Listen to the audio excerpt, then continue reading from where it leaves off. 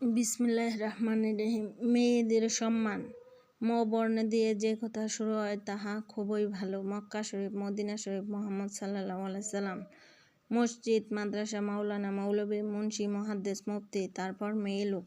মেয়েদের জীবনে তিনটি স্তর: কন্যা, বধূ, মাতা। এখন কন্যা হিসেবে মেয়েদের মর্যাদা, বধূ হিসেবে মেয়েদের মর্যাদা, মা হিসেবে মেয়েদের মর্যাদা। ইসলাম কি দিল সেটা শুনেন। হুজুর সাল্লাল্লাহু আলাইহি সাল্লাম বলেছেন, কোনো ব্যক্তির যদি 3টা কন্যা সন্তান হয় আর ওই 3টা কন্যা সন্তানকে যদি সে আদব শিক্ষা দিতে পারে, ইসলামী তরবিয়ত দিতে পারে আর স্নেহের সহিত লালন পালন করতে পারে, ওই কন্যার মাতা পিতা আর আমি মুহাম্মদ সাল্লাল্লাহু আলাইহি সাল্লাম বেহেশতের পাশাপাশি অবস্থান করব।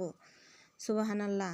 এই কথা কিন্তু রাসূল সাল্লাল্লাহু আলাইহি সাল্লাম কোথাও বলেন নাই যে 3টা ছেলে যদি কারো হয় তাহলে আমার পাশে বেহেশতে থাকবে। বলা হয়েছে কন্যার ব্যাপারে। আমার নবী মুহাম্মদ সাল্লাল্লাহু আলাইহি সাল্লাম বলেছেন, কোনো ঘরে যখন একটি কন্যা সন্তান জন্মগ্রহণ করে তখন একজন ফেরেশতা সেই ঘরে একজন ফেরেশতা ঢুকে বলে, অর্থাৎ, হে ঘরের বাসিন্দারা, আল্লাহর রহমত তোমাদের উপরে বর্ষিত হোক। এই কথা বলে ওই কন্যার মাথার উপরে হাত বুলায় আর বলতে থাকে, এই কন্যা সন্তান একটা দুর্বল শরীর থেকে বেরিয়ে এসেছে, এও একটা দুর্বল দেহ, একে যে লালন পালন করবে, দয়া দিবে, স্নেহ দিবে, আল্লাহ পাকের রহমত ও সাহায্য কিয়ামত পর্যন্ত তার জন্য থাকবে।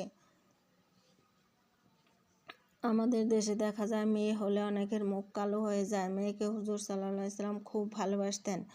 হুজুরের কলিজার টুকরা ছিল মা ফাতেমা রাদিয়াল্লাহু আনহা। তিনি যখন কোথাও যেতেন সকলের শেষে দেখা করতেন ফাতেমার সঙ্গে, আর বিদেশ থেকে সফর করে এসে সকলের আগে দেখা করতেন ফাতেমার সঙ্গে। হুজুর সাল্লাল্লাহু আলাইহি সাল্লাম আরও বলেছেন, তোমরা যখন বিদেশ যাবে, আসার সময় যে হাদিয়া আনবে প্রথম শুরু করবে মেয়েকে দিয়ে। প্রথমে দিবে মেয়েকে। মেয়ের মর্যাদা ইসলামে সবচেয়ে বেশি। যে যুগে মেয়ে হলেই মাটির নিচে গেড়ে রাখতো, আছাড় মেরে ফেলে দিত। আল্লাহ পাক কুরআন কারিমে বলেন, কোন অপরাধে তাদেরকে হত্যা করা হলো। সূরা তাকবীর আয়াত 9। তাদের অপরাধ আর কিছু না, তারা নারী, এজন্য তাদেরকে মেরে ফেলা হতো। আমার নবী মুহাম্মদ সাল্লাল্লাহু আলাইহি সাল্লাম তাদেরকে ইজ্জত দিলেন। কন্যা হিসাবে তাদের এই মর্যাদা। ফাতেমা রাদিয়াল্লাহু আনহাকে রাসূল সাল্লাল্লাহু আলাইহি সাল্লাম এত ভালোবাসতেন যে তিনি ইন্তেকালের সময় ফাতেমা রাদিয়াল্লাহু আনহা কাঁদতে কাঁদতে বেহুশ হয়ে যাবার উপক্রম হয়ে গেল। তখন রাসূল সাল্লাল্লাহু আলাইহি সাল্লাম ফাতেমা রাদিয়াল্লাহু আনহাকে ইশারা দিলে তিনি তার কান রাসূলের মুখের কাছে রাখলেন। আল্লাহর নবী কি যেন বললেন, ফাতেমার কান্না বন্ধ হয়ে গেল। আয়েশা রাদিয়াল্লাহু আনহা বলেন, মা রাসূল তোমার কানে কানে কি বললেন, তোমার কান্না বন্ধ হয়ে গেল? ফাতেমা রাদিয়াল্লাহু আনহা বলেন, আম্মা জান, আমার আব্বা আমার কানে কানে বললেন, মা ফাতেমা তুমি কান্দিও না, তোমার কান্না আমি সইতে পারি না। আমি তোমাকে সুসংবাদ দিতেছি, আমার মৃত্যুর পর সর্বপ্রথম তোমার সাথে আমার দেখা হবে। তখন হযরত ফাতেমা রাদিয়াল্লাহু আনহা বুঝতে পেরেছেন, আমার বেশি দেরি হবে না, আমিও তাড়াতাড়ি আব্বার সাথে শামিল হতে পারবো। দেখা গেল হুজুরের ইন্তেকালের 6 মাস পরেই ফাতেমা রাদিয়াল্লাহু আনহার ইন্তেকাল হয়ে যায়। কন্যা হিসেবে মেয়ের মর্যাদা রাসূল সাল্লাল্লাহু আলাইহি ওয়াসাল্লাম অনেক অনেক গুণ বাড়িয়ে দিয়েছেন। এই কন্যার যখন যৌবনে বিয়ে হয়ে যায় সে সম্পর্কে আল্লাহ পাক বলেন, আমার নির্দেশনের ভিতরে এটাও একটা নিদর্শন যে আমি তোমাদের থেকে তোমাদের জোড়া তৈরি করেছি, তোমাদের স্ত্রী তৈরি করেছি, তোমাদের সাথে তোমাদের স্ত্রীর ভালোবাসা মহব্বত সৃষ্টি করেছি। সূরা রুম আয়াত 21। এই মহব্বত আমি আল্লাহই তৈরি করেছি। আর যখন মানুষ বুড়ো হয়ে যায়, স্বামী স্ত্রী যখন বুড়ি হয়, তখন আর ভালোবাসা থাকে না। তখন এই ভালোবাসা আমি আল্লাহ তার করুণায় পরিণত করে দেই। তখন এই ভালোবাসা কোনো অর্থের ভালোবাসা নয়, এটা দয়া ও করুণার ভালোবাসা হয়। আল্লাহ পাক বলেছেন, স্ত্রীদের সাথে ভালো ব্যবহার করো। যদি কোনো ব্যাপারে মনটা খারাপ হয়, চূড়ান্ত কোনো সিদ্ধান্ত নিতে যেও না। তোমার জীবনে ওই স্ত্রীর অনেক অবদান আছে, সেই সব কথা মনে করে এই সামান্য কিছু ভুলে যাও। আল্লাহ চান স্বামী স্ত্রীর মহব্বত টিকে থাকুক। আল্লাহ পাকের কাছে তালাক হচ্ছে সবচেয়ে ঘৃণিত জিনিস। আল্লাহ পাক বলেছেন, হুন্না লিবাসুল লাকুম ওয়া আনতুম লিবাসুল লাহুন্না। তোমার পোশাক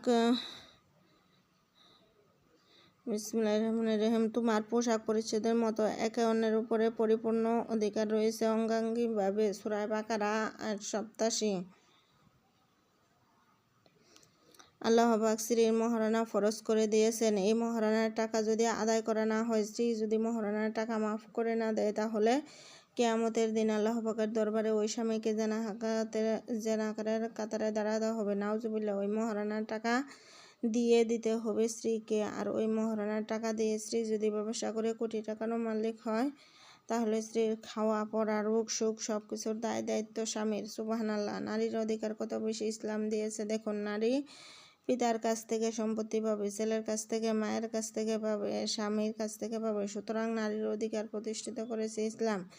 ইসলাম বলেছে মহারণার টাকা আদায় করে দাও। সেই মহারণার টাকা আদায় করা হলো না। এখন উল্টো মহারণার টাকা আদায় করে পুরুষেরা। সেটার নাম হলো যৌতুক। কন্যা পক্ষের কাছ থেকে যৌতুক নামে কৌতুক করে কন্যার পক্ষ হতে চাইয়া আদায় করে নেয়। লজ্জা করা উচিত, মনে করা উচিত এই লোক তো তার কলিজার টুকরাটাই আপনাকে দিয়ে দিচ্ছে। 16 বছর 20 বছর লালন পালন করে আপনাকে দিয়ে দিচ্ছে। আবার টেলিভিশন চাই কেন? তাহলে বোঝা গেল মেয়ে বিয়ে করলো না, টেলিভিশন বিয়ে করলো। যারা যৌতুক আদায় করে তারা নারী নির্যাতনকারী। শ্বশুর যদি ইচ্ছা করে কিছু দেয়, সেটাই তো যথেষ্ট। নারী জাতিকে আল্লাহ পাক সম্মান দিয়েছেন। আরাফার ময়দানে রাসূল সাল্লাল্লাহু আলাইহি ওয়াসাল্লাম বলেছেন, তোমরা যেরকম দামি কাপড় পরবে স্ত্রীকেও সেরকম দামি কাপড় পরাবে, তোমরা যা খাবে স্ত্রীকেও তাই খাবে। হযরত আয়েশা রাদিয়াল্লাহু আনহা বলেন, আল্লাহর নবী রাষ্ট্রীয় দায়িত্ব পালন করে ঘরের ভিতরে এসে যখন দেখছেন রান্না হতে দেরি হয়েছে, রাসূল সাল্লাল্লাহু আলাইহি ওয়াসাল্লাম বিরক্ত হন নাই, বরং আমার কাছে বসে রান্নায় আমাকে সহযোগিতা করেছেন। এই হলো বিশ্বনবী সাল্লাল্লাহু আলাইহি ওয়াসাল্লামের ঘরের অবস্থা। রাসূলের ঘরে দরুদ ছিল না, কিন্তু মহব্বতে ভরা ছিল। রাসূল সাল্লাল্লাহু আলাইহি ওয়াসাল্লাম তার স্ত্রীদের মহব্বত করতেন, স্ত্রীরাও রাসূল সাল্লাল্লাহু আলাইহি ওয়াসাল্লামকে মহব্বত করতেন। এখানে প্রথম খণ্ড দেওয়া হলো, দ্বিতীয় খণ্ড পরবর্তীতে আসবে ইনশাআল্লাহ।